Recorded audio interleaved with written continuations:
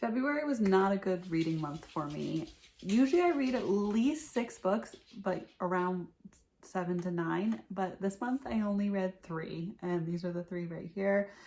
I don't know if it's just because it's a short month or what. I also did go on vacation, so I think that had something to do with it. But I looked at last February and I also read a very little amount, so I don't know what it is. It just happened to be a very slow reading week. But let's talk about the 3 books that I did read.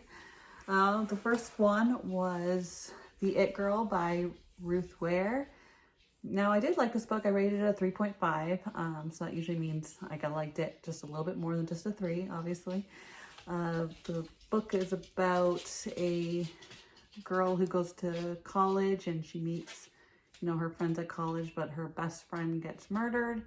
And it's kind of set in 2 different timelines, back when they're in college and then present day, which is years later. And the person that got convicted of the murder dies in prison. So it's just kind of talking about both timelines at the same time, which was kind of really interesting to me. I wouldn't say it was anything crazy. Like, I don't think the twist was anything that crazy. It was just a regular thriller book, but I'm not saying I didn't like it. I did like it. That's why it's only 3.5 for me. I read this as a physical book that I got from the library. Next book I read was I See You by Claire McIntosh.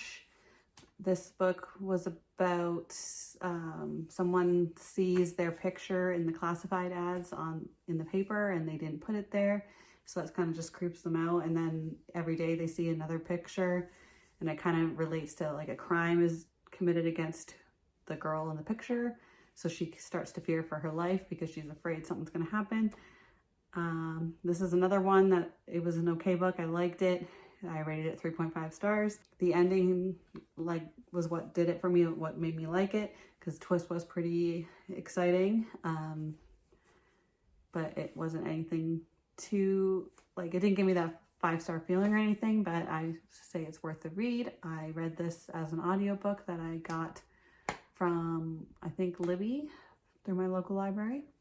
And the last book I read was Keep It in the Family by John Marrs. I read this as an ebook on Kindle Unlimited, now that I have Kindle Unlimited. And it was kind of a really messed up book, like one of those really dark ones that you need to check your trigger warnings for. I would say this one especially because it has a lot about kids, and that's sometimes a really hard subject to read about. I know for me it is. Even though it is fiction, obviously, but it's hard when it's involving children for me. But Mia and Finn buy a house that they are planning on renovating, and then they discover a grisly detail in the attic, and it kind of all explodes from there. I did like this book because I love John Marrs, and I always read his books, even though I have to catch up. I've only read, I think, 4 of them, so I have a lot of catching up to do. But I did like this book. I just do think you need to check your trigger warnings and just go into it knowing that it's pretty dark. I want to say that I did like, his dystopian novels a bit better. I think that's the word. Like The Passengers, I loved so much. This one's not really like that. It's one of his other novels. I did like it. I just think that it's not as good as his dystopian ones, but that's my opinion. But anyway, I'm hoping next month in March I will have a lot more to talk about, because this was pretty sad that I only read 3 books this month. But thanks for watching.